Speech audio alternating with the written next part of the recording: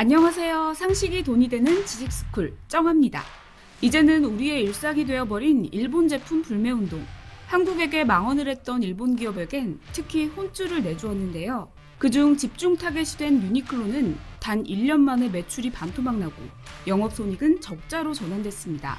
이 여파로 한국 유니클로의 상징과도 같았던 유니클로 명동중앙점은 내년 1월에 폐점한다고 해요. 또 기세등등했던 아사히 맥주는 이제 4캔에 10,000원이라는 할인 이벤트까지 열며 하염없이 한국 소비자들이 다시 돌아와주길 기다리고 있지만 그 반응은 냉랭하기만 합니다.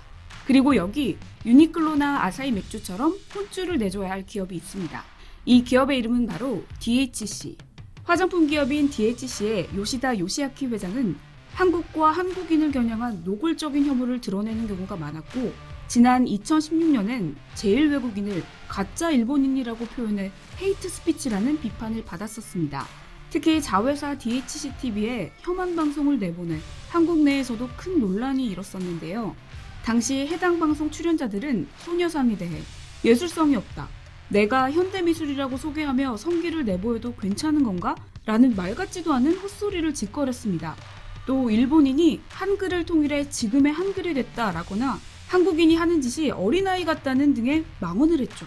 심지어 바로 지난달 요시다 회장은 제일 한국인에 대한 차별 발언을 공개 석상에서 해 뒤늦게 논란이 되고 있습니다.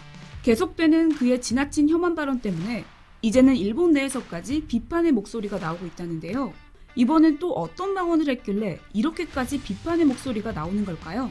영상 시작 전 좋아요와 구독 부탁드립니다. 요시다는 지난달 자포자기 추첨에 대해서 라는 글에서 이렇게 말했습니다. 산토리 광고에 기용된 탤런트는 전원이 한국계 일본인이다. 그래서 인터넷에서는 총토리라고 비난받고 있는 모양이다. DHC는 광고 모델을 비롯해 모두가 순수한 일본인이다. 여기서 말한 총토리는 조선인을 비하하는 총과 산토리의 합성어입니다. 이렇게 요시다는 한국과 경쟁사를 동시에 비하하다 보니 자국의 기업마저 국적을 바꿔버리는 묵은본 논리를 펼치고 있습니다. 그의 논리대로라면 제일 한국인 모델을 쓰는 산토리는 한국 기업이라는 걸까요? 헛소리도 이 정도면 병일 텐데 말이죠. 라이벌 경쟁사인 산토리와 제일 한국인을 모두 깎아내린 그의 발언은 일본 내에서도 도가 지나치다고 생각했는지 엄청난 논란이 됐습니다. 16일 오전 일본 트위터에서는 차별기업 DHC의 상품은 사지 않습니다 라는 해시태그가 실시간 트렌드 1위에 올랐었죠. 이는 요시다 회장의 메시지가 뒤늦게 알려지면서 비판 여론이 형성된 겁니다. 일본의 한 트위터 유저는 기업의 대표로서 이런 발언을 한다는 게 어떤 의미인지 모르는 것 같다며 의문을 드러내고서 수개월 전에 여기서 건강보조식품을 샀고 슬슬 또 살까 생각했지만 사는 것을 그만두겠다라는 의견을 내보였습니다. 사실 일본 사람들은 워낙 순종적이어서 불의를 봐도 쉬쉬하는 성향이 강한 편인데요. 비판을 잘 못하는 분위기에서도 요시다의 발언에 대해 일본 유저가 저렇게나 단호하게 의견을 내보인 건 그만큼 요시다의 수준이 심각하다는 것이겠죠. 게다가 해시태그까지 확산됐다는 걸 보니 일본 사람들도 어지간히 창피했나 봅니다. 일본인들도 믿고 거르는 요시다 회장 같은 CEO가 있는 이상 우리는 일본 제품 불매운동의 불씨를 꺼트려서는 안 됩니다. 여기서 신경 써야 할 부분은 이름 때문에 일본 기업으로 오해받는 한국 기업들도 있으니 잘 알아봐야 합니다. 우리 이상스쿨에서 모든 브랜드를 소개하지 못하겠지만 우리가 자주 접하며 오해할 수 있을 만한 국내 일부 브랜드들을 알려드리겠습니다. 첫 번째 브랜드는 도르코입니다. 면도날과 면도기를 제조하는 도르코는 확실히 브랜드명만 들었을 때 일본 브랜드 같지만 명확한 토종 국내 브랜드입니다. 1955년 설립된 이 회사는 1979년 처음으로 도르코라는 상호명을 사용했는데 당시에는 영어를 일본식으로 발음하는 경우가 많았다고 해요. 그때부터 도르코라고 불린 이 브랜드는 정정하기엔 이미 너무 유명하게 알려져 결국 바꾸지 않고 지금까지 도르코로 브랜드 이름을 사용하고 있습니다. 두 번째 브랜드는 다이어트를 한 번이라도 해본 사람이라면 누구든지 알고 있을 겁니다. 전자의료기기인 인바디인데요. 체성분 분석기 시장에서 독보적인 선두를 지키고 있는 인바디는 1996년에 설립된 국내 회사로 대한민국의 의료기기 제조업체인 주식회사 인바디에서 개발한 상품입니다. 세계 1위의 시장 점유율답게 인바디가 널리 보급되면서 국내에서는 체성분 분석기 자체를 인바디라고 부르고 있죠. 그리고 이번엔 주방으로 가볼 텐데요. 주방 어디를 가던 반찬에 담긴 이런 밀폐 용기가 많이 보일 겁니다. 네, 맞습니다. 세 번째 브랜드는 바로 락앤락입니다. 주방 밀폐 용기를 대체하는 명사로도 쓰이는 락앤락은 언뜻 보면 해외 브랜드처럼 보이지만 1972년에 국진 유통에서 개발한 자랑스러운 국내 브랜드였습니다. 락앤락은 혁신적인 결착형 밀폐 용기의 선두주자로 전 세계 120여 개국에 수출하는 대한민국 기업으로 성장했었죠. 여기서 제가 왜 과거형으로 말하고 있냐면 아쉽게도 지난해 여름 창업주인 김준일 회장이 홍콩계 서머펀드 어피너티쿼티 파트너스의 경영권을 전략 매각해 지금은 홍콩계 기업이 돼버렸기 때문입니다. 자, 패션 업계에서도 의외의 한국 브랜드들이 많이 있는데요. 그중 하나는 MLB입니다. 미국 메이저리그 야구를 뜻하는 약자이기도 한 MLB는 패션 업계에선 한국의 의류기업 F&F가 미국 MLB와 라이센스 계약을 체결해 런칭한 국내 브랜드입니다. 특히 최근에 이 브랜드의 로고가 적힌 옷, 신발, 모자 등이 많이 보이죠? 그리고 여성들이 자주 들고 다니는 이 가방의 브랜드도 국내 브랜드입니다. 바로 MCM인데요. MCM은 특유의 로고 패턴과 많은 국내 셀럽들이 즐겨 찾는 명품 브랜드로 잘 알려져 있습니다. MCM의 의미는 모던 크리에이션 뮌헨으로 본래 독일 뮌헨에 본사가 있는 독일 브랜드였습니다. 하지만 지난 2005년 우리나라의 성주그룹이 MCM을 인수하면서 현재는 한국 브랜드가 되었죠. 이처럼 라이센스 계약과 인수로 인해 한국 브랜드가 된 사례는 굉장히 많은데요.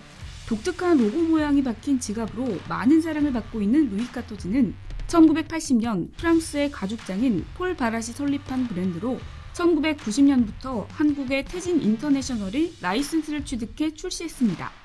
그 후 2006년 태진에서는 아예 프랑스의 본사까지 인수해 완전한 국내 브랜드가 되었죠. 내셔널 지오그래픽 어페럴과 디스커버리 익스페디션 역시 국내 브랜드입니다.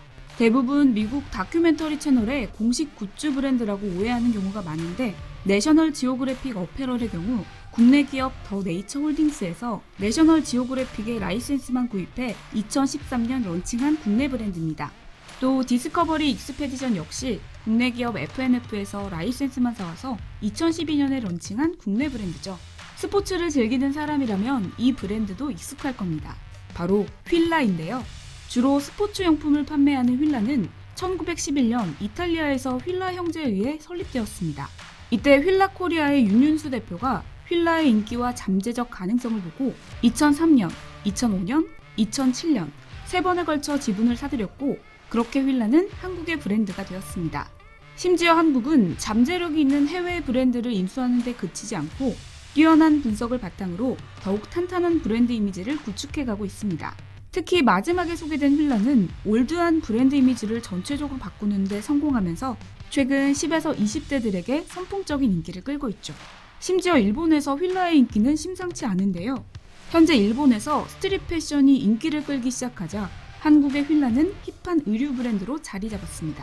인스타그램에 휠라를 일본어로 한 힐라를 검색하면 로고를 자랑스럽게 보여주는 일본인들의 모습을 확인할 수 있죠.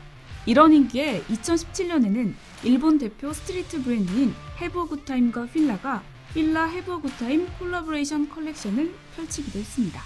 또 최근에는 전 세계적으로 사랑받고 있는 BTS가 휠라의 모델로 활약하면서 그 인기는 더욱 활활 타오르고 있죠. 한국을 얕잡아 보며 한국을 욕하는 일본의 극우 세력들이 자국의 젊은이들이 휠라를 입고 당당하게 자랑하는 것을 보면 아주 경악할 노릇일 텐데요. 아무리 그렇게 한국을 욕해도 이미 일본 젊은 세대들은 한국에 빠졌다는 걸 확실히 알았으면 좋겠습니다. 게다가 한국은 일본의 트렌드까지 한국 스타일로 바꿔버렸죠. 외국 브랜드라고 착각했던 국내 브랜드들이 이렇게 세계적으로 활약하고 있었다니 정말 자랑스럽습니다. 되지도 않는 망언을 한 DHC의 요시다 덕분에 국내 브랜드들을 이렇게 다시 한번 살펴봤는데 요시다도 사실 아베처럼 숨겨진 친한파, 일본의 엑스맨 아닐까요? 가만히만 있어도 반은 간다라는 말처럼 가만히 있지 못하고 일본에서 한국을 폄하하는 말을 끊임없이 한다면 결국 그들이 자멸하는 날은 머지 않을 것입니다.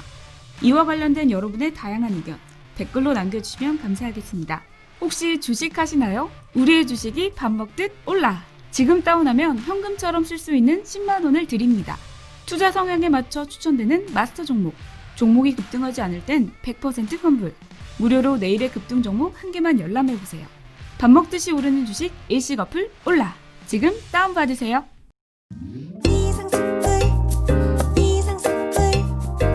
주식을 모르 주식 모르니? 이상스쿨.